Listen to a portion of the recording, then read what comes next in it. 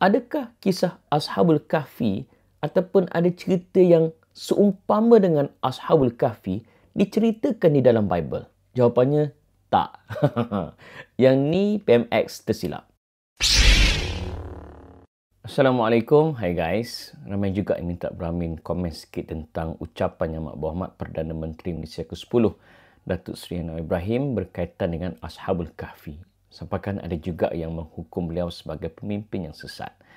Okey, untuk isu ni Brahmin minta sangat-sangat kita ketepikan seketika sentimen dan juga bendera-bendera politik. Tak kira lah bendera biru muda ke, biru gelap ke, hijau ke, merah ke, oranye ke, kita letak tepi seketika, kita utamakan ilmu. Bukan apa, teringat kepada salah satu tulisan almarhum Dr. Yusuf Al-Qaradawi dalam Nahdlatul Islamiyah ataupun kebangkitan Islam, di antara perbezaan yang terpuji dan juga perpecahan yang tercela. Kata beliau, di antara punca berlakunya perpecahan yang tercela adalah disebabkan ketaksuban kepada sesuatu kumpulan. Jadi dibimbangi kecenderungan kita kepada sesuatu kumpulan menyebabkan kita jadi taksub, jadi kita buta kepada fakta dan juga ilmu. Okay guys, so kita back to the issue. Isu ni kita boleh lihat pada sekurang-kurangnya 5 dimensi. Pertama, adakah benar PMX menyebut bahawa Ashabul Kahfi beragama Kristian? Kedua, bila sebenarnya berlaku peristiwa Ashabul Kahfi? Zaman mana? Ketiga, bolehkah kita samakan di antara Kristian, Nasrani dan juga Masihi? Keempat, apakah agama kepada Ashabul Kahfi? Dan yang kelima, adakah benar Ashabul Kahfi diceritakan di dalam kitab Bible? So let's go one by one. Pertama, benar atau tidak, betul ke PMX menyebut agama Ashabul Kahfi adalah Kristian? Secara jujurnya, Brahmin tengok banyak kali jugalah dan tak tahulah telinga Brahmin pekak ke, ada masalah ke apa ke. Tapi setakat Brahmin dengar, PMX tak sebut pun agama Ashabul Kahfi adalah Kristian. Yang dia sebut adalah Ashabul Kahfi berlaku di zaman Kristian. Jom kita tengok. Kerana sebenarnya sejarah dalam cerita Cave Kahfi itu zaman Kristian. Tetapi diberikan nilai yang baik bahawa ada pemuda-pemuda masa itu Kristian. Kan? PMX sebut Ashabul Kahfi berlaku di zaman Kristian. Bukannya agama Ashabul Kahfi adalah Kristian. Okey, tak puas hati lagi. Kita dengar sekali lagi. Kerana sebenarnya sejarah dalam cerita Cave Kahfi itu zaman Kristian. Zaman Kristian. Jadi di sini tak timbullah isu PMX mengkafirkan Ashabul Kahfi. Maknanya kalau kita nak bincang dari sudut politik, habislah. Tapi macam Brahmin sebut tadi, kita bukannya nak bincang mengikut sentimen politik, tapi kita ikut pada dasar ilmu. Which comes to number 2. Pada zaman bilakah berlaku Ashabul Kahfi? Para ulama' berbeza pendapat. Ada yang mengatakan berlaku sebelum Masihi, iaitu sebelum kelahiran Nabi Isa AS. Dan ada juga yang menyatakan Ashabul Kahfi berlaku semasa zaman Masihi. Antara ulama' yang menyatakan bahawa Ashabul Kahfi berlaku sebelum Masihi, antaranya adalah Ibn Qutaybah di dalam kitabnya Al-Ma'arif. Al-Ma'arif ni adalah antara kitab ensiklopedia Arab terawal di dalam dunia. Dan beliau menyatakan bahawa Ashabul Kahfi berlaku sebelum Masihi.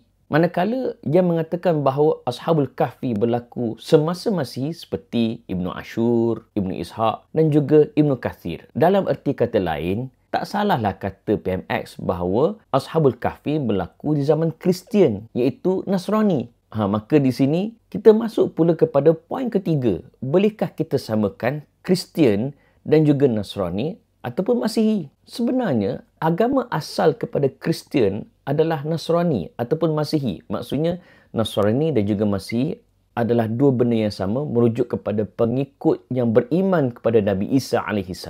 Sehinggalah berlaku penyelewengan kepada agama Nasrani, iaitu wujud kepercayaan kepada Trinity, iaitu Tuhan ada 3 yang merujuk kepada Jesus Christ, Holy Ghost dan juga Mary. So, secara umumnya, mereka memang related.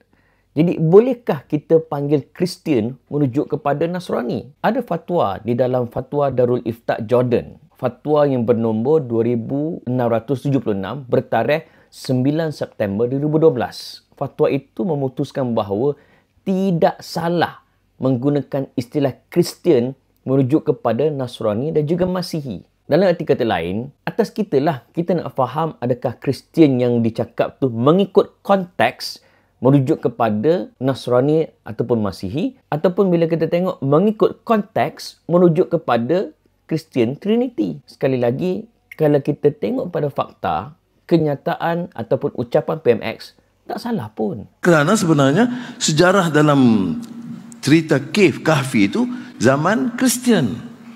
Tetapi diberikan nilai yang baik bahawa ada pemuda-pemuda masa itu Kristian. Okey, yang keempat, apakah agama kepada Ashabul Kahfi? Ibnu Ashur berpandangan bahawa Ashabul Kahfi beragama Nasrani. Begitu juga Ibnu Katsir di dalam Bidayah wa Nihayah. Beliau juga berpandangan yang sama dengan Ibnu Ashur.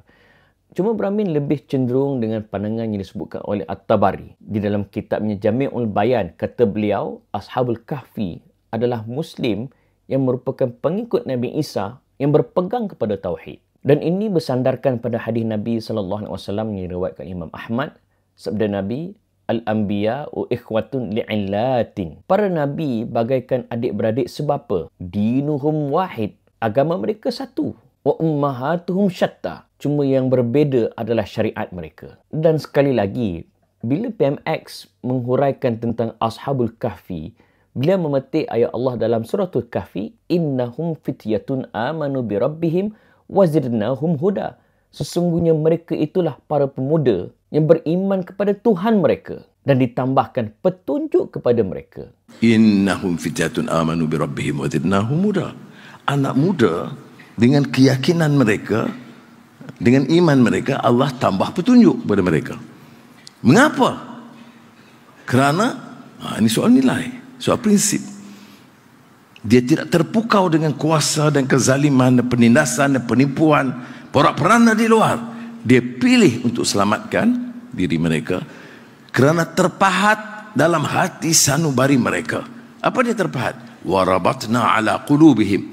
Terpahat di hati sanubari mereka hanya keyakinan dan kekuatan Allah yang menjadikan langit dan bumi. Dan yang kelima, adakah kisah Ashabul Kahfi ataupun ada cerita yang seumpama dengan Ashabul Kahfi diceritakan di dalam Bible? Jawapannya, tak. Yang ni PMX tersilap. Memang Bible, tak kira New Testament ke, Old Testament ke, tak ada kisah yang seperti dengan Ashabul Kahfi, apatah lagi yang sebiji dengan Ashabul Kahfi. Adakah tak cerita langsung di dalam agama Kristian? Jawapannya ada. Ianya merupakan kisah yang disampaikan di dalam khutbah ringkas di Gereja Ortodoks Timur. Dan kisah ini dikarang oleh seorang pemuisi dari Edison yang bernama Jacob of Syriac. Dia lahir pada tahun 450 Masihi dan meninggal pada tahun 521 Masihi. Dan juga ada cerita yang seumpama dengan Ashabul Kahfi disebutkan oleh Gregory of Tours pada tahun 594 Masihi. Ini kira-kira 20 tahun, 50 tahun sebelum kelahiran Nabi SAW pada tahun 610 Masihi.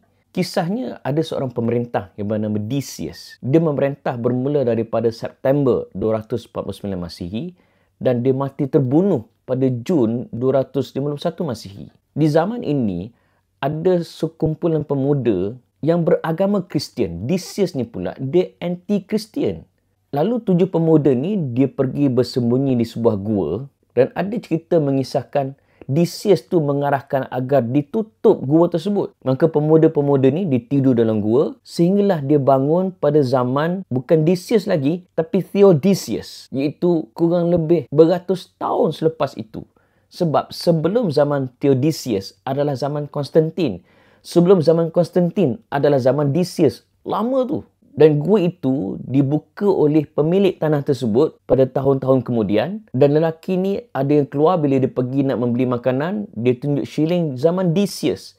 Dan tidak ada seorang pun yang kenal shilling tersebut. Yelah zaman lain. Dan bila dia kembali ke gua, barulah dia tahu rupanya mereka baru bangun setelah beratus tahun mereka tidur. So kisah inilah yang dikatakan seumpama dengan kisah Ashabul Kahfi. Kesimpulannya, kita bila ada berbeza pendapat, jangan hanya kerana sentimen politik, kita cepat menghukum orang, mengkafirkan orang, menyesatkan orang.